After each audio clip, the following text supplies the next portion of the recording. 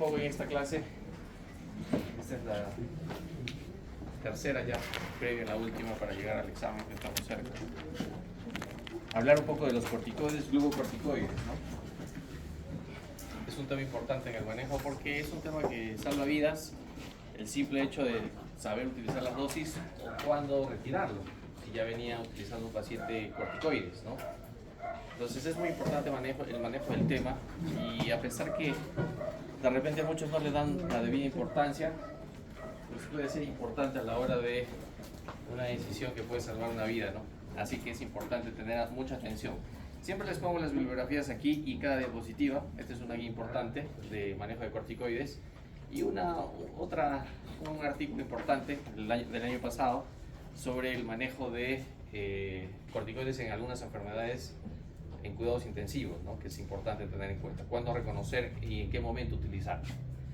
Siempre partimos hablando de dónde venimos usando, de dónde parten los términos y hacia dónde vamos a utilizar y cuánto se sabe del tema.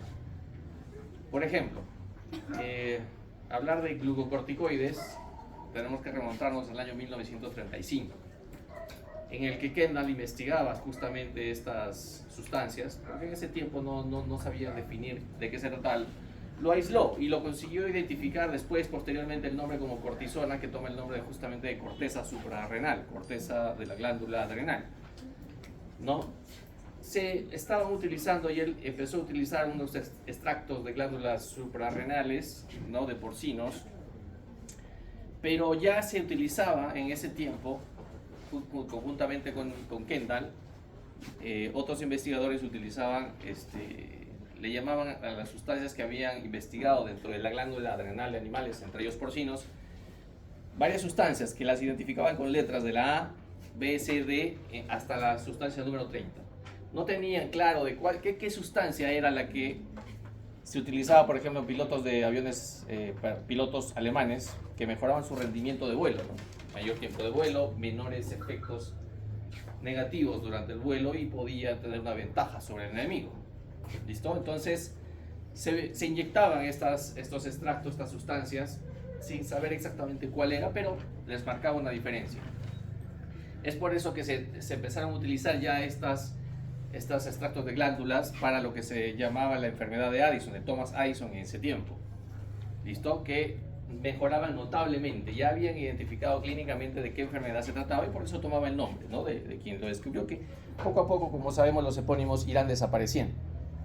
Entonces, en ese tiempo se utilizaban y había una mejoría notable, no espectacular, en la enfermedad de Addison o de Thomas Addison.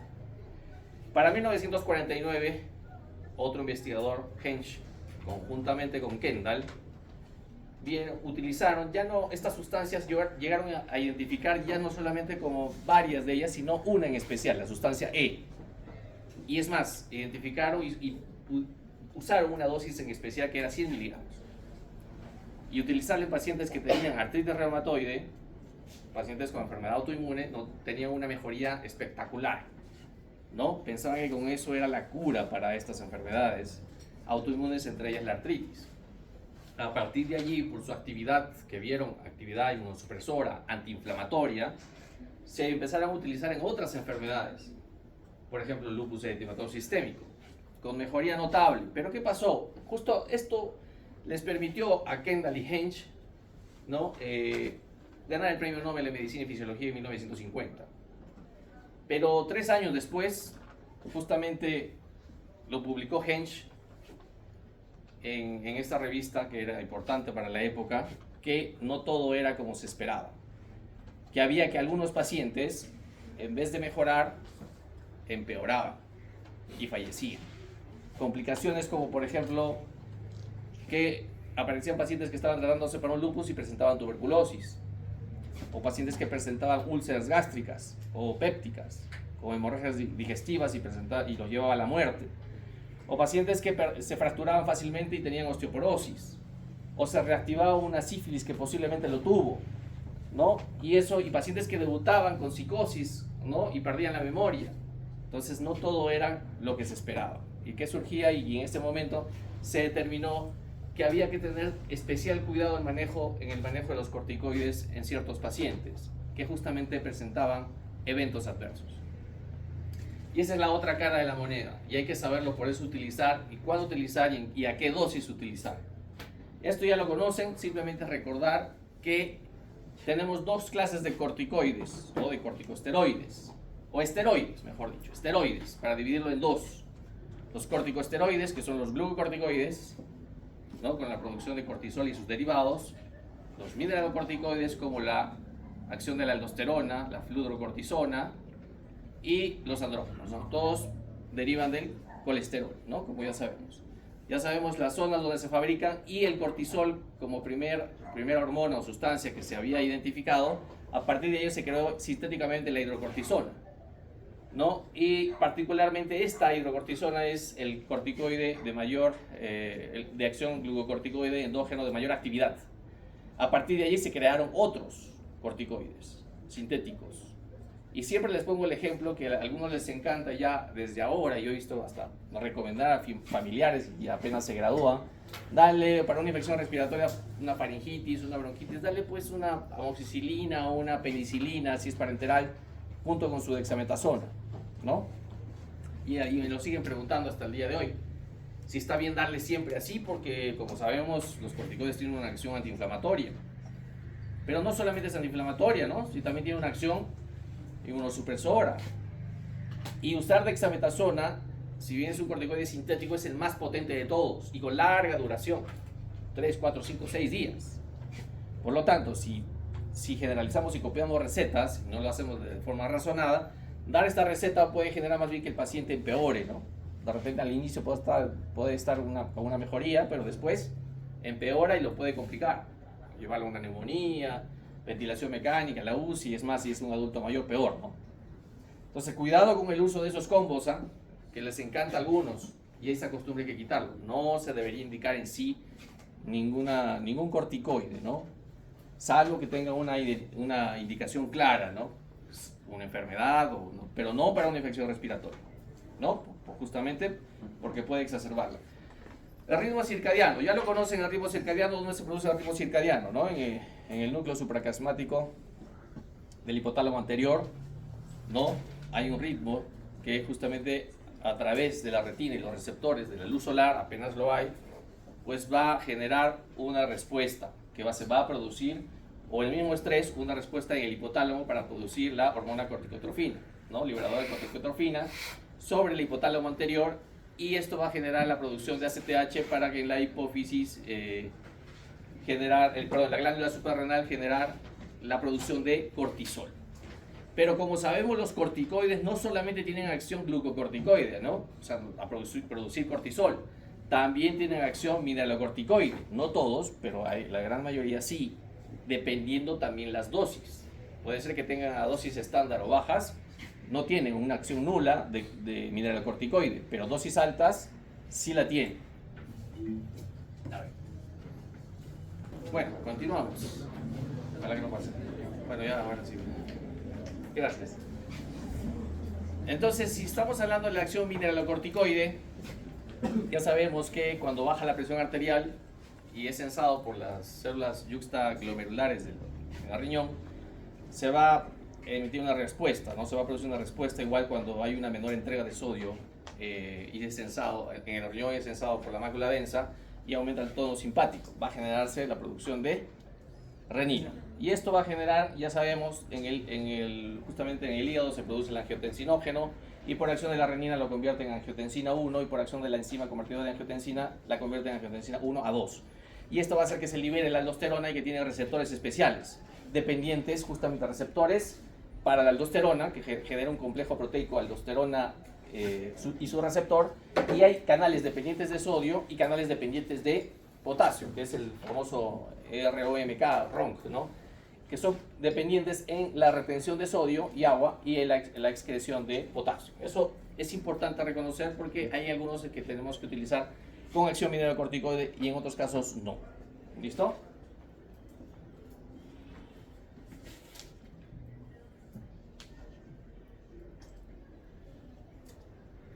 Bien, se habla ahora, y es importante también conocer los efectos genómicos y no genómicos de los corticoides, ¿sí?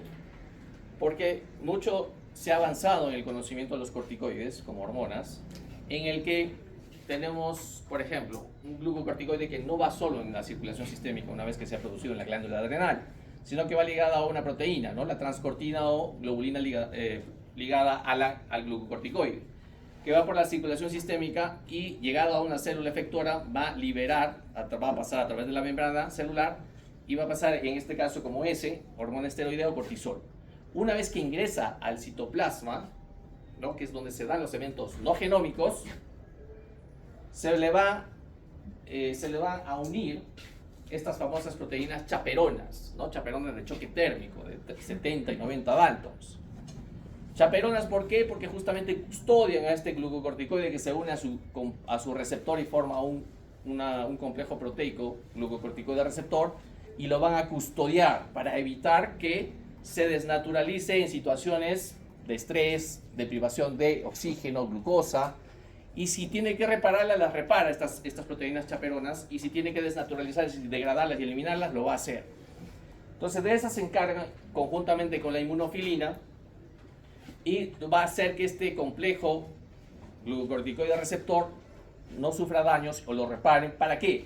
Para permitir la translocación nuclear, o sea, llevarlo al núcleo y en una zona efectora de glucocorticoides denominada como GRE o GRE, ¿no? Van a permitir la transcripción en las zonas de intrones y extrones de genes que sirven ¿para qué?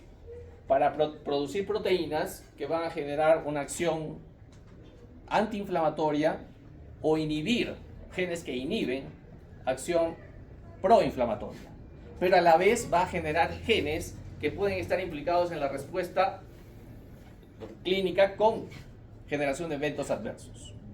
Esto es en los eventos genómicos que se dan en el núcleo. Por lo tanto, la responsabilidad de la mayoría de eventos adversos hasta aquí se dan justamente por efectos a nivel genómico, a nivel del núcleo celular. ¿Listo? Y los no genómicos en el citoplasma. Ahora bien, hay un ritmo circadiano. Y ya hablamos que empieza a la medianoche a aumentar los corticoides progresivamente hasta que apenas aparezca el sol, la luz solar e inciden sobre la retina, se va a liberar en un gran pico, como sabemos, el primer pico de corticoides, de cortisol.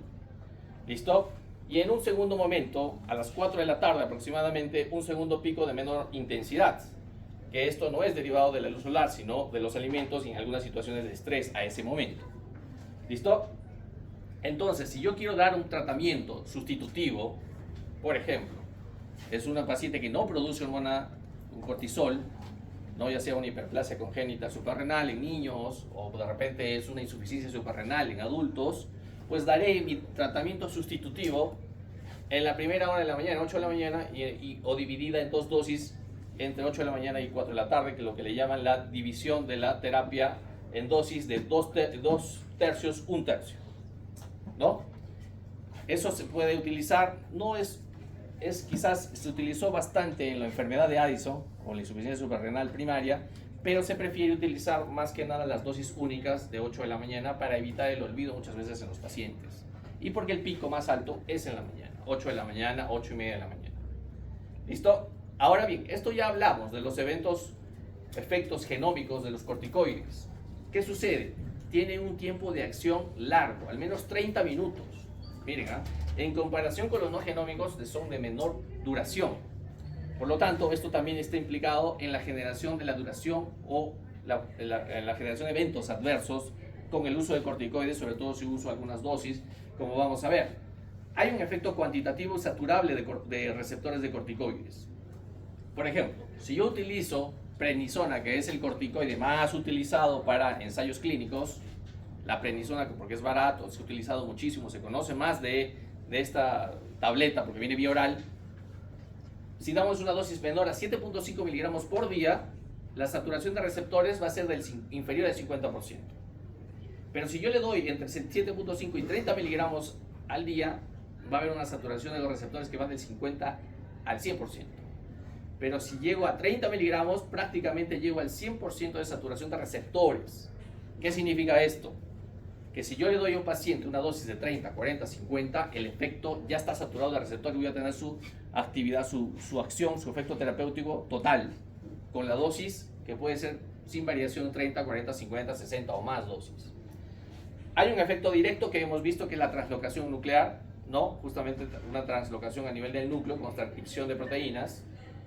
Un efecto indirecto que ya les mencioné, que es inhibir la acción de algunos genes que van a generar pues proteínas proinflamatorias, como el factor nuclear kappa beta, que está implicado en muchos procesos inflamatorios que ya conocerán ustedes, y los eventos no genómicos, que está implicado el glucocorticoide, complejo glucocorticoide receptor de tipo alfa en el citoplasma. ¿Ya? Ya les dije, acá tiene la acción de las famosas proteínas, las chaperonas, proteínas de choque térmico, y que estas chaperonas justamente están implicadas en la respuesta, ¿no? En el efecto clínico de los corticoides. Y esto se da en dosis más bajitas, en dosis más bajas que cuando se dan saturación de prednisona, por ejemplo, de los receptores con dosis un poco más altas. ¿Listo? Esto es importante reconocer. Por lo tanto, por varios motivos, sabemos que los eventos adversos de los corticoides tienen que ver mucho con los efectos genómicos. Ahora bien, cuando yo utilizo corticoides en dosis altas, los famosos pulsos de corticoides, o los famosos bolos, dosis altas, ¿qué sucede aquí? Sabemos que los glucocorticoides son liposolubles y van a atravesar las membranas celulares y van a utilizar unos transportadores no transmembrana, que son dependientes de calcio y sodio. Pero a la vez esto va a generar, al atravesar esta membrana y va a alterar estos transportadores, va a alterar la capacidad de acción y activación de los linfocitos. Y como sabemos, los linfocitos, en este caso, tienen que ver con la respuesta justamente en enfermedades autoinmunes va a haber una acción inmunosupresora por alteración de estos linfocitos por falta de respuesta. Y esto se da justamente en los bolos, en las dosis altas. Y ahorita vamos a ver cuándo hablamos de dosis altas de corticoides. Ahora bien, la producción normal de cortisol, ¿cuánto es? Entre 12 y 30 miligramos de cortisol o sus equivalentes, que equivalen a 3 a 7.5 miligramos de prednisona, ¿no? El 12 miligramos de cortisol se correlaciona con 3 miligramos de prednisona. Y el 30 se correlaciona con 7.5 miligramos de prednisona. Por lo tanto, hay un factor de conversión allí, ¿no? Que es 4. Y eso me sirve de utilidad, por ejemplo, para convertir hidrocortisona o cortisol en prednisona. ¿Ya estoy dando una premisa importante? Sí, porque me va a ser de utilidad. En situaciones de estrés, esto aumenta hasta 10 o más veces la producción de cortisol o equivalente a prednisona. Pero algunas bibliografías van a encontrar que se produce una secreción diaria menor a 10, pero la mayoría de bibliografías hablan de 12 a 30 miligramos por día de cortisol. Ahora bien, ya les dije, y esto que quede claro, cuando yo voy a usar corticoides, puedo darle dosis fisiológicas, es decir, sustitutivas, como el ejemplo que les mencioné, ¿no? Insuficiencia suprarrenal o hiperplasia congénita adrenal, ¿no? Pero puedo dar dosis suprafisiológicas. ¿Y esto qué me permite? Inhibir el eje hipotálamo hipófiso adrenal. Lo voy a inhibir. Voy a generar un feedback, una retroalimentación negativa y lo voy a inhibir. ¿Y cómo logro esto? ¿Con qué dosis? Con 0.1 miligramos por kilo de prednisona o 7 miligramos para una persona de 70 kilos. Yo tengo la certeza de que voy a inhibir el eje y no se va a producir cortisol cuando le doy a un paciente 7.5 miligramos de prednisona o dosis mayores. ¿Listo? Y esto me permite dosis suprafisiológicas. En el caso que yo tengo una respuesta a una enfermedad autoinmune, por ejemplo, lupus, una artritis reumatoide, y que está activa, florida, con clínica florida, con gran dolor articular, manifestaciones dérmicas, nefropatía lúpica, por ejemplo, y yo quiero inhibir el eje porque el cortisol en exceso está generando esto, ¿cómo lo inhibo? Dándole al menos 7.5 miligramos de prednisona. O sus equivalentes, ya sea en dexametasona, ya sea en hidrocortisona. Ahora bien, a esas dosis, si yo suspendo bruscamente las dosis suprafisiológicas, el eje no es capaz de responder, ¿no? rápidamente, porque no hay producción de cortisol. Entonces es lo que se va a generar una insuficiencia suprarrenal por deprivación, ¿no?, del corticoide que yo le estoy dando de forma exógena. ¿Listo? Y esto va a tardar, va a generar pues un cuadro florido, ¿no? Y esto se puede agravar por estrés ante una cirugía y yo suspendo. Cuidado con suspender a sus pacientes corticoides si vienen con dosis suprafisiológicas, porque tendrían que tener una dosis sustitutiva al menos entre 9 meses y 1 año. ¿Listo? Y no suspenderlo bruscamente. Ahora bien, yo puedo suspender un corticoide en el tiempo, porque también tiene que ver no solamente la dosis, sino el tiempo.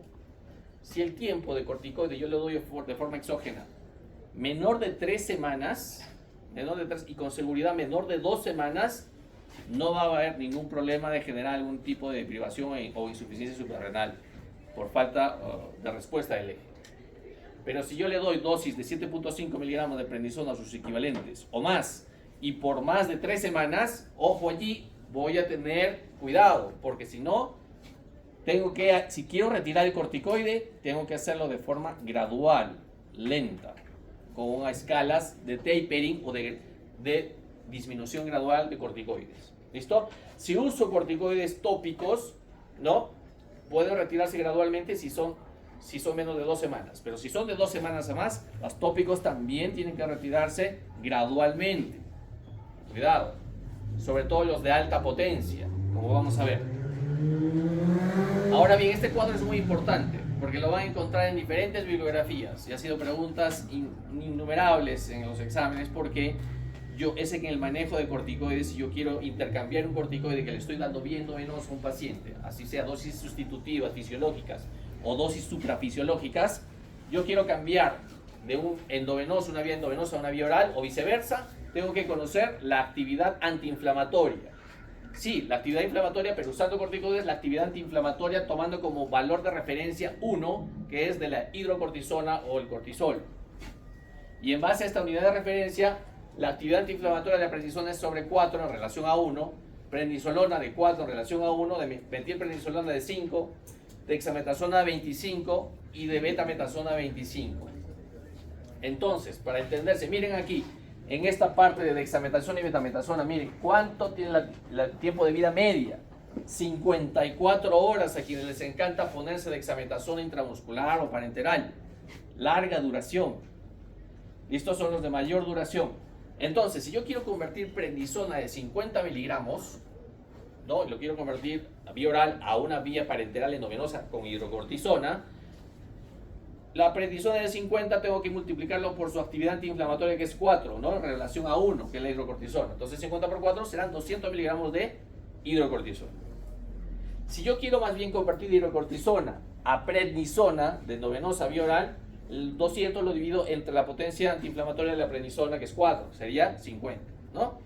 Y así voy jugando para el momento de darle de alta, por ejemplo, el manejo ambulatorio, para que no esté con vía endovenosa o que ya requiere pasar a una vía endovenosa a una vía oral. De igual manera, la hidrocortisona tengo 150 miligramos, ¿no?, endovenoso, y lo quiero cambiar ya no a hidrocortisona, quiero cambiar la dexametasona con la salvedad de la potencia. Ojo, la potencia. Entonces, la hidrocortisona 150 dividido entre la actividad antiinflamatoria de la dexametasona, que es 25, ¿no? Y le doy a este paciente, le daré dexametasona de 6 miligramos. ¿Listo? O viceversa, dexametasona de 6 lo quiero transformar a hidrocortisona, simplemente lo voy a multiplicar por 25. ¿Listo? Es sencillo, no se hagan problemas, porque simplemente transformarlo o dividirlos dependiendo de acuerdo a la potencia antiinflamatoria, la actividad antiinflamatoria. Ya les dije, dosis sustitutivas o fisiológicas o dosis suprafisiológicas con la finalidad de suprimir el eje o la secreción de STH, por lo tanto cortisol, o actividad antiinflamatoria o inmunosupresora a través de las diferentes vías. Miren, y todos van a tener efectos genómicos y no genómicos, todos. Vía oral, se usa, ya les he dicho, la prednisona como medicamento más utilizado. ¿Por qué? Porque es el más barato, el que más se ha estudiado, es de bajo costo, tiene bajo efecto mineralocorticoide, ¿no? Y se ha utilizado mucho en diversos ensayos, estudios. Entonces yo le puedo dar una terapia a un paciente, una terapia diaria, si doy una terapia de prednisona. ¿Y en qué momento le voy a dar? 8 de la mañana, la dosis única, o en algunos casos, 8 de la mañana y 4 de la tarde, si lo divido 2/3, 1/3. ¿Listo? Algunos prefieren esta dosis para lograr una menor supresión del eje, pero ya les he dicho que más se ha utilizado esas dosis en insuficiencia suprarrenal. En las otras enfermedades, si bien se puede utilizar, se prefiere para evitar olvidos y por un mayor pico de ritmo circadiano por secreción de cortisol, una dosis de 8 de la mañana. Algunos prefieren un día sí, un día no, terapia alterna. Van a revisar los esquemas, son de utilidad también, menor potencial tóxico, algunos lo prefieren para tratamientos largos, ¿no? Y permite una rápida o mejor adaptación del eje a el descenso gradual o tapering, ¿ya?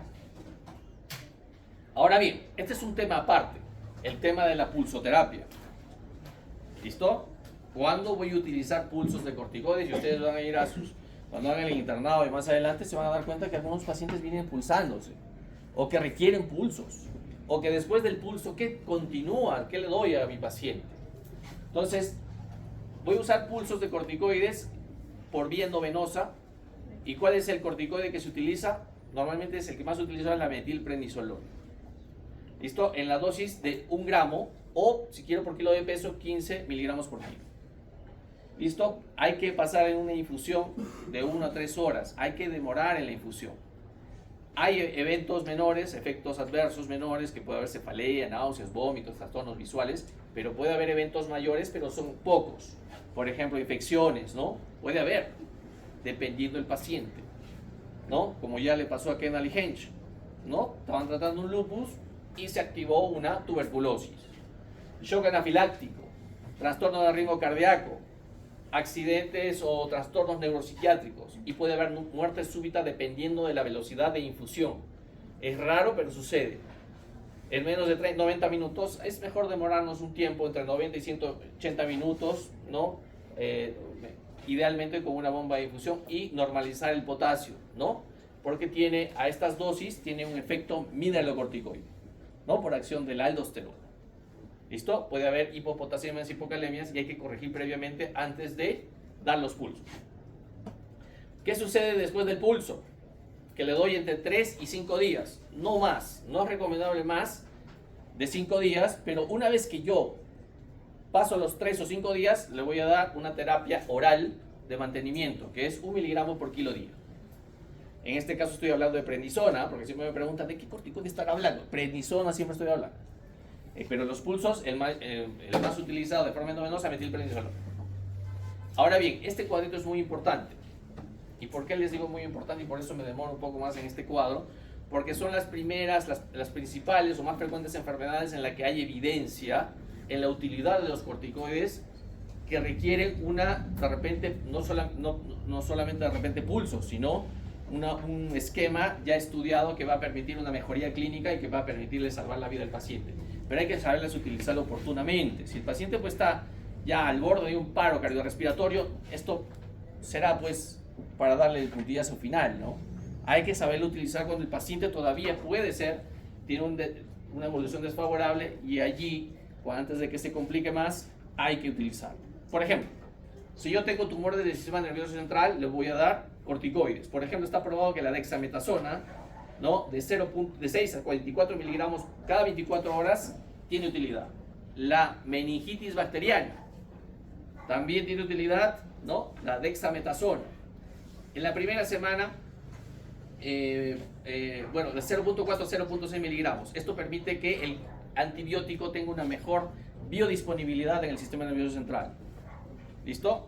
Meningitis bacteriana. Tenemos también tuberculosis meningia, que en la primera semana se da 0.4 miligramos por kilo por día y se va descendiendo, ¿no? Esto evidentemente van a ver pacientes con tuberculosis meningia que tienen gran compromiso del sensorio de la conciencia, y al día siguiente pueden estar despiertos, ¿no? De repente hasta algunos conversando, hablando. Entonces es espectacular muchas veces la mejoría que se da con los corticoides en meningitis tuberculosa. Cisticercosis, dexametasona, 0.2 miligramos por kilo día. En el EPOC exacerbado como en el asma exacerbado se dan ciclos cortos de prednisona, idealmente entre 40 y 60 miligramos por día por 5 a 7 días. La hemorragia alveolar difusa, que se da en algunas enfermedades, ¿verdad? Sobre todo las autoinmunes, que tienen la triple triada, ¿no? ¿Qué sucede? ¿En qué enfermedades se da hemorragia alveolar difusa? La PAMS. PAMS, vasculitis. Vasculitis, pero las de pequeños vasos, asociadas a ANCA, por ejemplo, la poliangiitis granulomatosa. Algunos me dirán, pues esa es la de vasculitis de Wegener. Ya hemos dicho que epónimos ya no se usan. ¿Quién fue Wegener? Un médico nazi alemán del ejército alemán genocido de esa época de la Segunda Guerra Mundial. Por acuerdo fue quitado y se quitó los epónimos de darle nombres, de preferencia se deben dar fisiopatológicos. ¿Qué otra? La poliangiitis microscópica. Y de las enfermedades de colágeno, el lupus eritematoso sistémico. ¿Y cuál es la triada? Disnea, caída de la hemoglobina, porque está sangrando, una hemorragia alveolar, y hay una imagen confirmatoria, ¿no? Es una radiografía, una tomografía que tiene a veces patrones inespecíficos. Puede ser un síndrome de consolidación bilateral, unilateral, ¿no? En parches, en fin, no hay algo, un patrón específico para una hemorragia alveolar. Shock séptico refractario. Si el paciente, a pesar que se está utilizando catecolaminas, antibióticos, y no podemos destetar, retirar las aminas, se agrega corticoides, hidrocortisona, 200 miligramos cada 24 horas, o en bolos, 50 cada 6, por 7 días. Le puedo o no asociar fludrocortisona, tiene un gran efecto mineralocorticoide. Hepatitis alcohólica, prednisolona, 40 miligramos o equivalente cada 24 horas por 28 días. El coma mixedematoso, ¿no? Hipotiroidismo, que eleva la mortalidad en los pacientes que sufren de hipotiroidismo. Hidrocortisona, una dosis de carga de 300 seguida de 100 cada 8 horas. En el edema laringio post-extubación también, metilprednisolona, 4 dosis de 20 miligramos entre 12 y 24 horas. Neumonía adquirida en la comunidad, neumonía severa, que requiera ventilación mecánica o que requiera, esté en shock séptico, que requiera catecolaminas, por ejemplo, igual la misma dosis de shock séptico refractario, 200 miligramos cada 24 horas o en bolos, 50 cada 6. Neumonía por neumocistis girovesi, antiguamente Carini, de acuerdo al cambio taxonómico, ¿no? Micótico a protozoario, al revés, ¿no? Prednisona de 50 miligramos cada 12 horas por 5 días, seguido de una disminución gradual. Neumonía por COVID, se utilizó, había evidencia en pacientes que tenían insuficiencia respiratoria y no sin insuficiencia respiratoria. Dexametasona 6 miligramos por día por 10 días. La crisis adrenal, insuficiencia suprarrenal, por ejemplo, ¿no? Dependiendo, bueno, si es a primaria, secundaria o terciaria o central, hidrocortisona 100 miligramos seguido de 200 cada 24 horas. En el síndrome de HELT se utiliza, pero más que nada para mejorar la trombocitopenia. Y para terminar, en la maduración pulmonar fetal, en nacimientos o partos pretérmino, prematuros, betametasona o dexametasona, 12 miligramos, 6 miligramos. ¿Listo? Bien, ¿cómo doy el pulso? 1 gramo de metilprednisolona diluido en cloruro o dextrosa, si es paciente diabético. Sabemos que los glucocorticoides promueven la gluconeogénesis con mayor producción de glucosa, pues no le daré dextrosa, le daré cloruro. Si es diabético descompensado, aún más, no le daré. Entonces, por 3 días y después le doy la dosis sustitutiva, ¿no? De 0.5 a 1 miligramo por kilo día. Hay que vigilar el potasio, hay que vigilar la presión arterial, las funciones vitales, y si es en zonas endémicas de estrangiloides, darle ivermectina profiláctica, ¿ya? En algunos casos. Acá están las enfermedades más comunes que se utilizan con corticoides también, que puede ser que no estén en una emergencia o una urgencia. Los pulsos son en emergencias, urgencias clínicas. Estas que he mencionado, se usan los corticoides, pero ya son enfermedades que se utilizan, se utilizan muchísimo en enfermedades, por ejemplo, de mantenimiento o en dosis que no necesitan pulsos o que también necesitan pulsos. Artritis reumatoide, la forma juvenil, lupus, dermatomiositis, ¿no? Nefritis lúpica, enfermedades dermatológicas como el pérfido vulgaris, psoriasis severa, trastornos hematológicos como la anemia hemolítica adquirida, la hemorragia alveolar difusa y entre otras, ¿no? La neuritis, neuropatía óptica, ¿no? Y ahí les dejo allí otras menos frecuentes. La vía tópica también es de utilidad. La vía tópica. Vamos a utilizar cuáles son las superficies de la piel que tienen mayor absorción a menor absorción. Partimos por las áreas intertriginosas. Luego la frente, el cuero cabelludo, la cara y el antebrazo.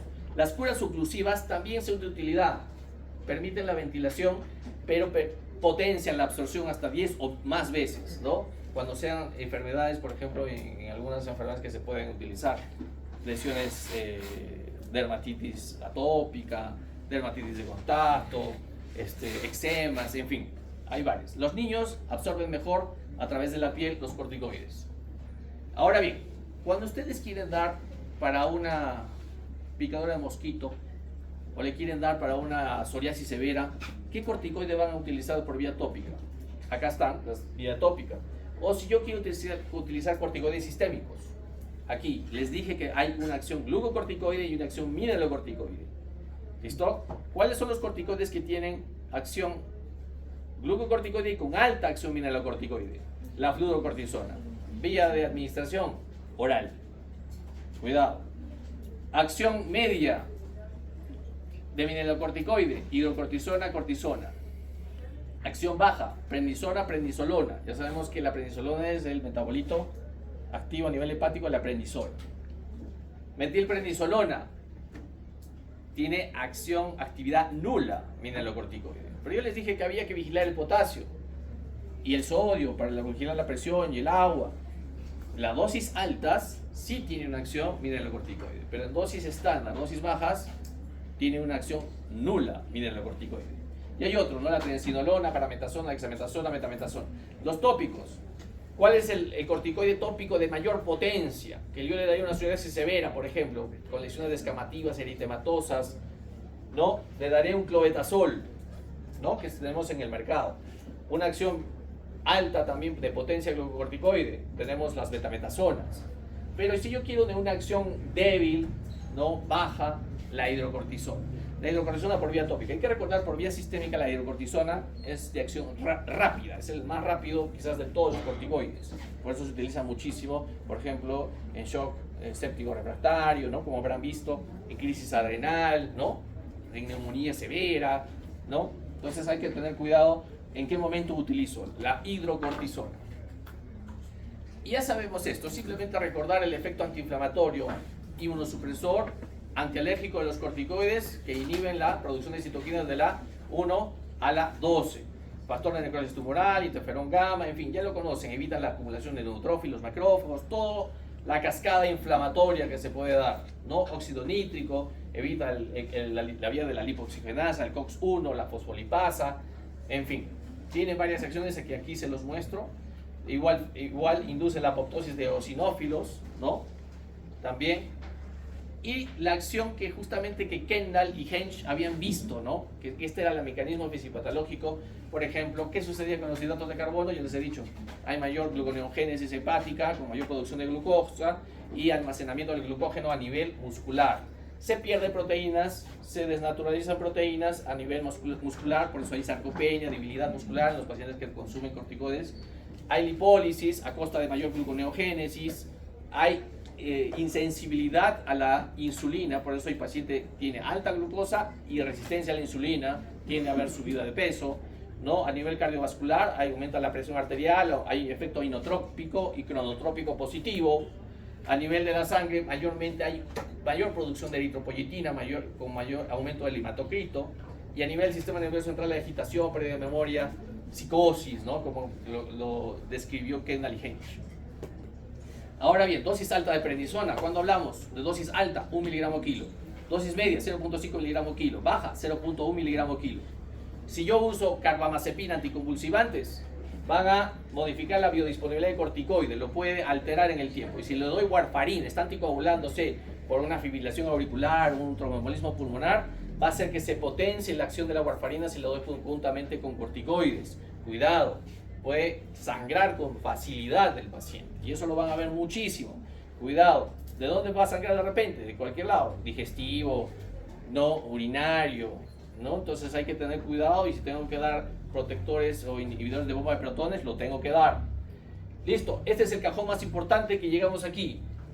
Entonces, cuando inhibo el eje o inhibo el eje y necesito una disminución gradual o tapering, cuando la dosis de prednisona es de 7.5 miligramos a más, y cuando el tiempo es de 2 a 3 semanas, con seguridad más de 3 semanas, o sus equivalentes como 30 miligramos de hidrocortisona o 0.75 miligramos de dexametasona.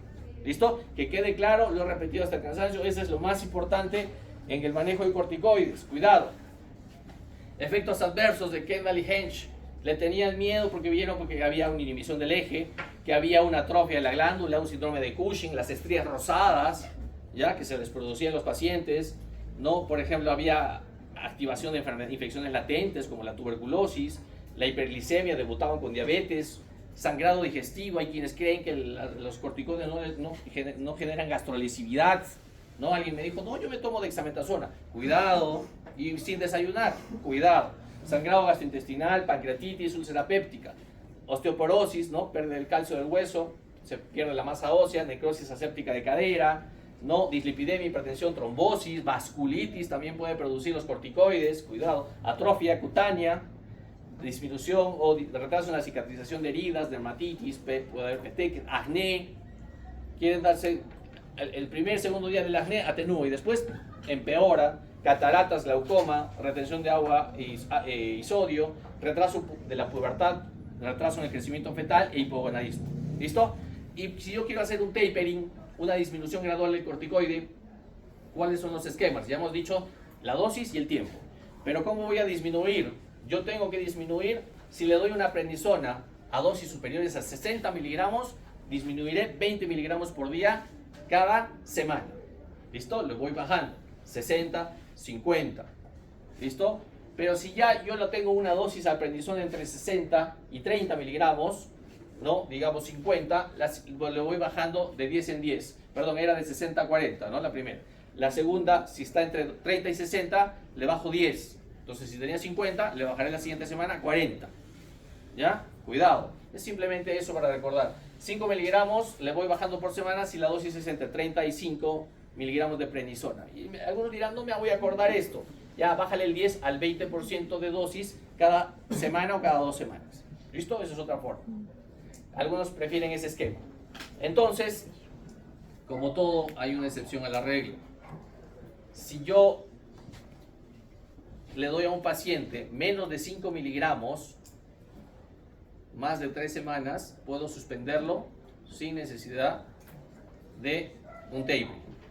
Pero, y si le doy la dosis que yo quiera, cualquiera, digamos 20 miligramos de prednisona, pero es menos de 3 semanas, lo puedo suspender, como saben, sin problemas, abruptamente. ¿Listo? Tengo que tener los dos factores, dosis y tiempo. ¿Listo? Y en tratamientos de larga duración de más de 5 miligramos de prednisona o prednisolona, o dosis equivalentes, en algunos pacientes inmunosuprimidos o debilitados, también se debería disminuir gradualmente, ¿no? Porque evidentemente hay factores que pueden generar una falta de respuesta del eje. Bien, pregunta para ustedes, a ver si han estado atentos. Y ya para terminar. Paciente mujer de 29 años, con hiperpigmentación facial, pesa 60 kilos, ingresa a emergencia de su hospital, le están haciendo su internado con fiebre, dolor generalizado, oliguria, no responde al tratamiento indicado por el que venía recibiendo, no recibe tratamiento hace un mes por la enfermedad que había sido diagnosticada. Tiene la presión arterial 110/70, la hemoglobina en 11, la creatinina en 2.75, tiene un anticuerpo antinuclear 1/160 títulos, hemograma leucocitos en 9.900 sin abastonados, la ecografía dice que hay cambios nefropáticos, la paciente presenta un curso evolutivo desfavorable. ¿Cuál es la conducta más apropiada y por qué?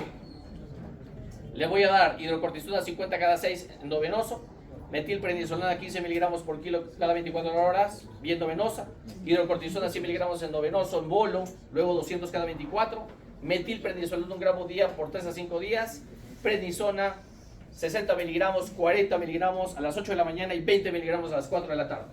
Levanten la mano y por qué. Aquí, y si no, aquí. ¿Y por qué? Si yo digo la respuesta y no lo justifico, no hay opción. A ver. Es la B, la metilprednisolona es el medicamento pues, que se indica cuando hay que dar un pulso de corticoide a 15 miligramos por kilo de peso. Por 24 horas. Bueno, sí, es una 13 horas está dicho, pero... A ver, aquí, ¿estamos de acuerdo? ¿O no? Sí, porque más que nada es una enfermedad, o sea, podríamos decir una enfermedad sistémica y en este caso tenemos que dar impulsos. ¿Ya? ¿Y cuál es tu opción? Sí, la metilprednisolona, sí, puede ser de 15 miligramos por kilogramo. Por 24 horas. Sí. ¿Qué enfermedad estamos hablando? ¿Un lupus? ¿Están de acuerdo que es un lupus eritematoso sistémico? ¿Sí? Sí. ¿Nada más? ¿Lupus? Nefritis lúpica, como complicación del lupus. Dice que no recibía tratamiento hace un mes. ¿Alguien más está de acuerdo con la opción? ¿Alguien más? Me han dicho que la B. A ver. ¿La B? La D. ¿Por qué? ¿Por qué no la B y por qué sí la D? La dosis. ¿Alguien más? Y cerramos. ¿Nadie más? Ya, lo cierro. La alternativa es la D. Acá me está diciendo 15 miligramos. Sí, la dosis es correcta. Pero me dice por 7 días. No, son detrás de 5 días. Ya con eso genera inmunosupresión, desenlace fatal. No más de 5 días. Es el equivalente, 15 miligramos por kilo o darle 1 gramo. Pero no más de 5 días. Es más, en la actualidad se propone dar dosis menores que tengan el mismo efecto terapéutico. Es decir, darle, de acuerdo al brote de la enfermedad, por ejemplo, en la nefritis lúpica, darle entre 125 a 500 miligramos. ¿No? Por día, por 3 a 5 días. Pero que tenga el mismo efecto terapéutico. Algunos no están a favor porque dicen es un brote severo, yo necesito apagar la respuesta inmunológica intensa del lupus con nefropatía, porque está con evolución desfavorable. Entonces, algunos están en desacuerdo. Igual, la dosis de mantenimiento sería después 1 miligramo kilo día de prednisona, ¿no? Algunos están de acuerdo en bajarle entre 0.2 a 0.5 miligramos, pero que tenga el mismo efecto terapéutico. Eso está todavía en discusión. Algunos en los próximos años seguramente vamos a ver dosis menores, pero por ahora estamos manejando con estas dosis. ¿Listo? Quedamos así. Bueno, será para la siguiente. Gracias.